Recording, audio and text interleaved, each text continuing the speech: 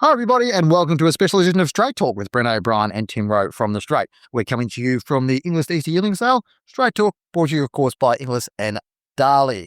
Tim, extraordinarily positive day for Inglis. The numbers were quite amazing. I'll bit of a quick browse across them now in terms of where we're at, but the average was close to 490,000, was above 500,000 at one stage. Clearance rate just under 80%, median at 375,000. It's sort of unheard of for a day.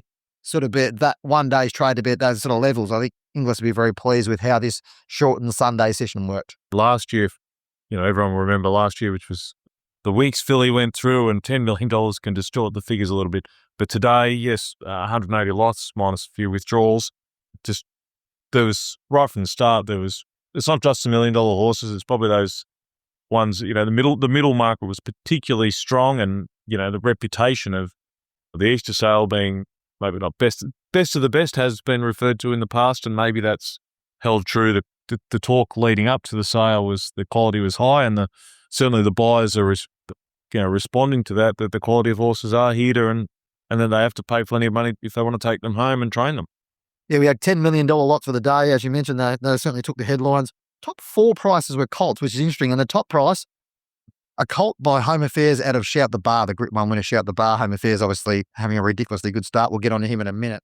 But, fascinating sort of how that played out. A great duel, bit of theatre in the ring. And, anytime Gay Whitehouse and Adrian Bott get involved, Kestrel Thoroughbreds, it's obviously got to be a good fight. And, we spoke to Adrian Bott after the purchase about what he thought about this colt.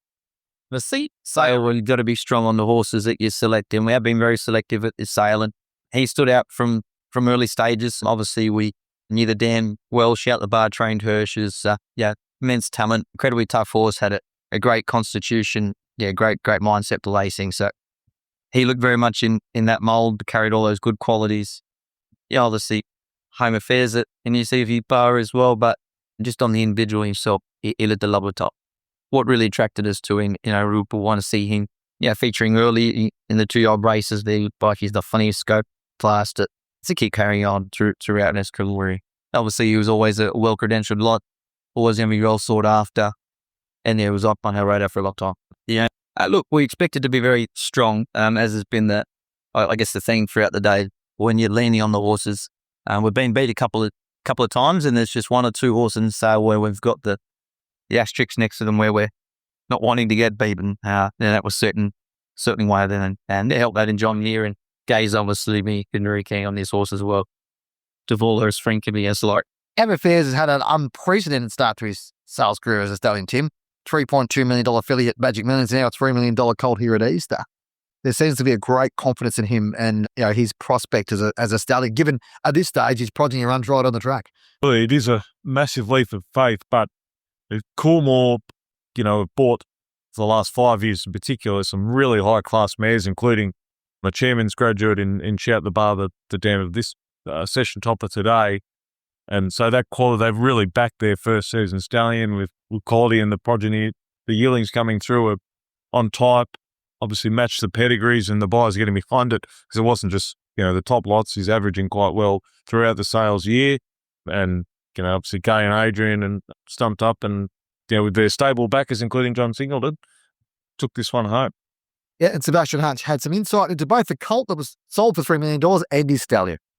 Home Affairs, obviously Inglis graduate, the start of Cool Wars Colt City got, I believe, or one of the first. It now sire 2 highest price yearling Kashik. Yeah, well, that horse has been a special horse all the way through. Coolmore bought that mare at the chairman's sale. They paid $2.7 million for it at the time. I remember saying you bought the best looking mare to be offered that year. She was a really beautiful mare. And so I got a glimpse of that horse at the farm in May and went back and saw them as part of the group in August. And I remember exactly where he was. We saw him in the gully paddocks in Coolmore, right down the bottom end of the gullies, gully 4, whatever it is. And he was an awesome looking horse. I remember saying to Justin, because at that stage he was medium size, he wasn't a big rangy horse, and I know there was a temptation to go and sell him elsewhere, but we really put our necks on the line so we can get we're genuinely believing in a fabulous result with this horse at Easter. And he backed us to go and do it, or Coolmore backed us to go and do it. Tom, Justin, everybody at Coolmore. And for it to have played out the way it did is very rewarding. We want to see the people go invest in breeding stock ourselves, go and breed good horses. It's a beautiful horse. Jeekers, I mean, there's no certainties in our game, but just he looked fast. I mean, he looked like he could be really fast. And I think it's a great compliment that Adrian and Gay bought him. They're incredible patrons of our industry, just extraordinary beacons of enthusiasm and vigor, and just really fantastic people to have in our game. And we're really delighted to be able to have them here and have all their clients here and have them be such good supporters of this sale is really great. Inglis obviously very pleased with what happened today, Tim.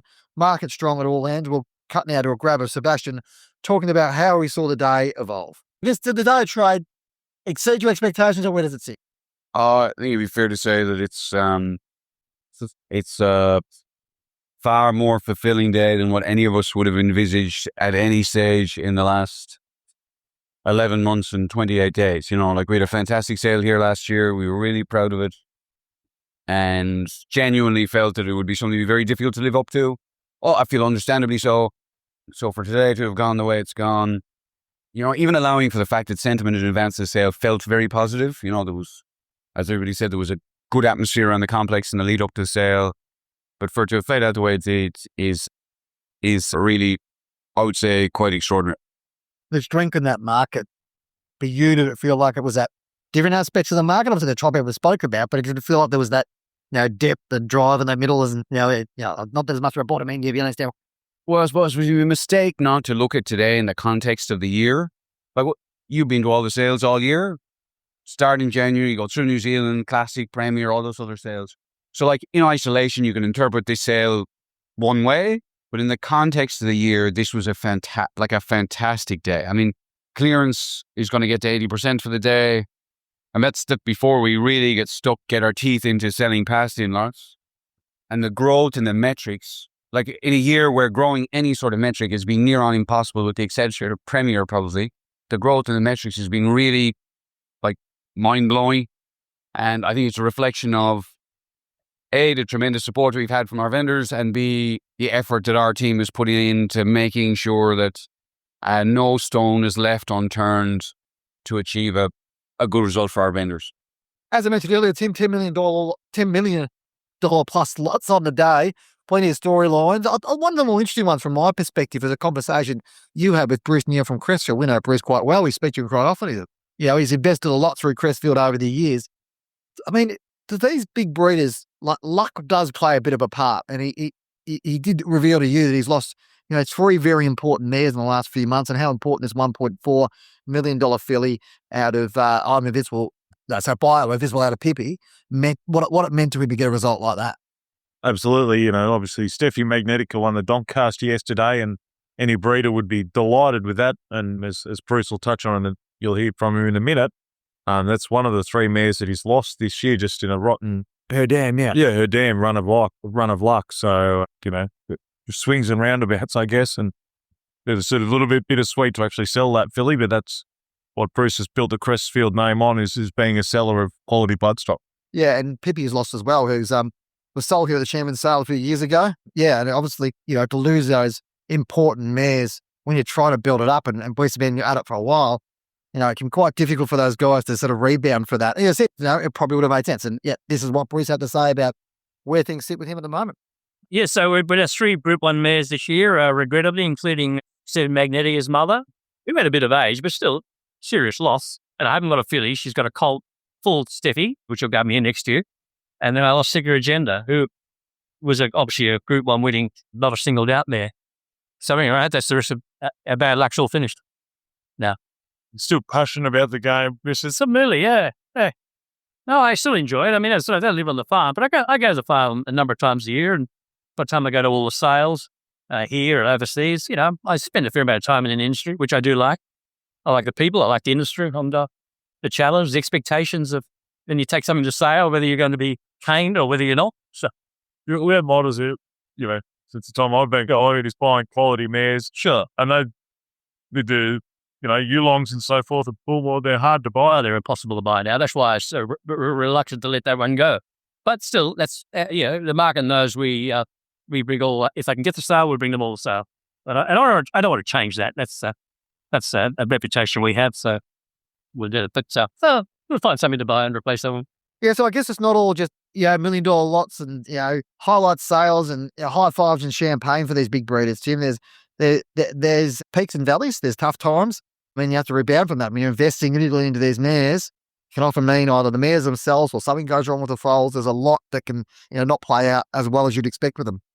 Absolutely. And that's what the Easter sale is, and Magic Millions in January, the two flagship sales of the year in Australia. And, there's a lot of luck, good management, investment to get the horses here and then to get the results as well. And I'm sure looking ahead to tomorrow, a longer day tomorrow, that, the theme I imagine will continue.